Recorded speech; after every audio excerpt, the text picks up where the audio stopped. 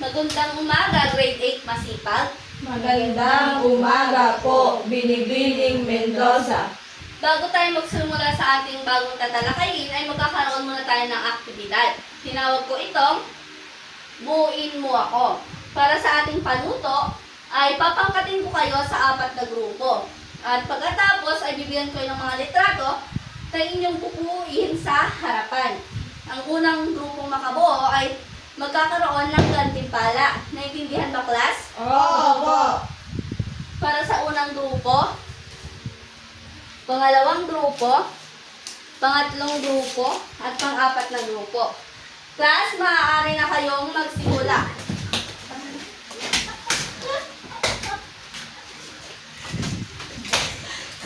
Ba't ano kumikit?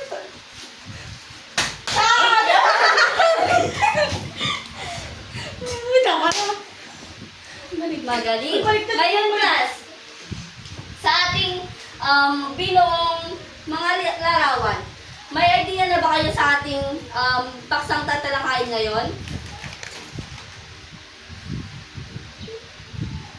Bea? May connection po ba ito sa mga Kristiyano at Islam?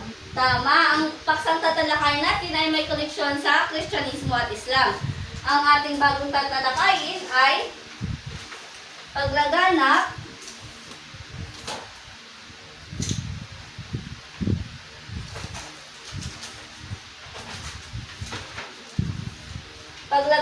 ng Kristyanismo at Islam sa Europa.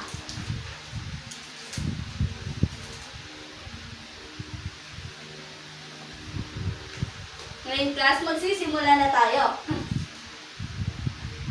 Bago tayo magsimula ay kilala niyo ba ang lumikha sa ating lahat? Ma'am, Jonah? sa tingin ko po, ito po sa taas. Tama, si Jesus. Maaari bang pakibasa ang nasa harapan, Joanna? Ang Diyos ay nakikilala bilang tagapagligtas ng sanlibutan at ang kanyang buhay ay nagbibigay ng malaking inspirasyon sa mga tao para sa kanilang kinabukasan. Tama, class. Si Jesus ay nakilala bilang tagapagligtas ng sanlibutan at ang kanyang buhay ay nagbigay ng malaking inspirasyon sa mga tao para sa ating kabubuti. Siya ang nagpasimula ng ang makasaysayang pagbabago mula BCE hanggang AD o CE na tinatawag na Anno Domini. Pakibasa ang susunod. Jonah? Nabuhay si Jesus sa panahon ng pamamayapag ng Imperyong Romano sa Israel. Sa murang edad, ay nakapagturo siyang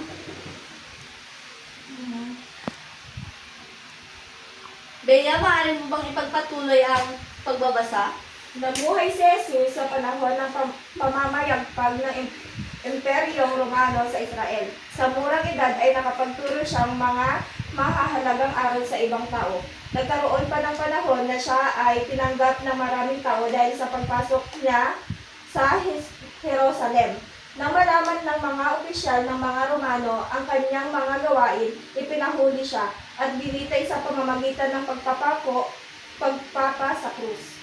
Tama, class. Si Jesus ay namuhay sa Imperyong Romano sa Israel at sa kanyang murang edad ay nakapagturo na siya ng mga mahalagang aral patungkol sa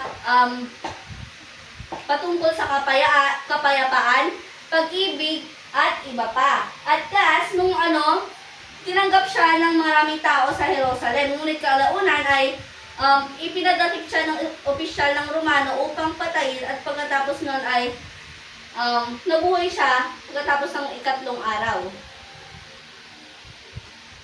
Class, isa sa mga pinakamahalagang disipulo ni Jesus ay si Apostol Pablo. Tinatawag din siyang Pablo at ang pinanganak siya sa pangalang Saul. Ngayon, class, sa meron tayong 2 simbahang unang naipatayo. Ang una dito ay ang Simbahang Katoliko Romano. Maaari bang pakibasa si Lynn? Ang simbahang Katoliko Romano ay naitatag mula ika-1 hanggang ika-4 na siglo sa loob ng Imperyong Romano, particular sa Roma. Tama! Ang Simbahang Katoliko Romano ay inaitatag mula ika-1 hanggang ika-4 na siglo sa loob ng Imperyong Romano sa Roma. At dito namatay ang martir na sina San Pablo at San Pedro. At si San Pedro ay kinalala bilang Santo Papa na naging haligi ng simbahan. Susunod naman ay ang Simbahang Katoliko Orthodox. Ang Simbahang Katoliko Orthodox ay nagsisimula sa silangang Europa, particular sa Gresya at ikinilala ni Apostol Pablo. Kinikilala din ang simbahang ito sa Greek Orthodox o Eastern Orthodox. So, pumunta naman tayo sa pagpapakalat ng Kristiyano. Class, dumami ang misyonaryo na nag-uwi ng Kristyanismo sa kanilang mga bayan. Ang kabilang dito ay si St. Patrick, St. Augustine at saka si St. Bonifacio. Class, nagkaroon ng 64 na Santo Papa mula kay San Pedro hanggang kay Pope Gregory the Great. Pumunta naman tayo sa simula ng Islam. Maaari bang pakibasa, Bea? Umiral ang mga relihiyong politistiko sa Mesopotamia sa panahon ng kasabay pa lang ang pag-usbong ng Kristyanismo. Nagkaroon ng isang kaugnay na relihiyon ang Kristyanismo dito pagdating ng ika-6 na siglo. Ito ay ang Islam. Maraming salamat. Class, ang relihiyong politeistiko ay umiral sa Mesopotamia sa panahon na kasabay pa ang pag-usbong ng Kristyanismo. Nagkaroon ng kaugnay na relihiyon dito at tinawag itong Islam. Ngayon naman ay pupunta tayo sa kay Propeta Muhammad.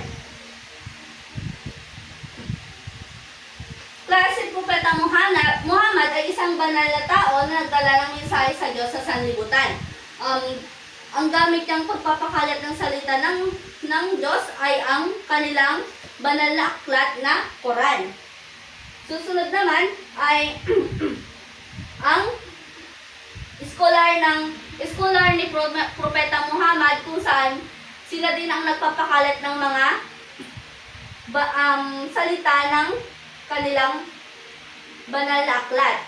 Ang mga imam. Ang tawag sa mga eskolar ng Islam ay imam. Sila ang nagtuturo ng mga mabubuting gawa ng Diyos sa pamamagitan ng pagbibigay ng mga salita ni Propeta Muhammad. Naintindihan ba, class? Opo. Kung ganon, ay magkakaroon tayo ng maikling pagsusulit. Handa na ba kayo, class? Opo. Kung ganon ay maglabas ng malinis na papel at sagutan ang nasa harapan.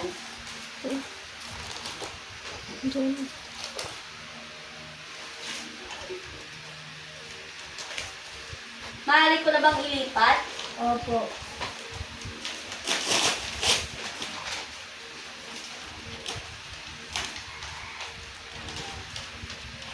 Tapos na ba, class?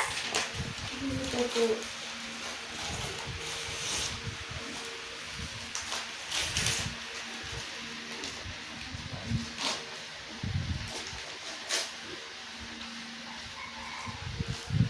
Tapos na ba, class? Opo. Kung tapos na, ay pakipasa ang papel sa likod papunta sa harap.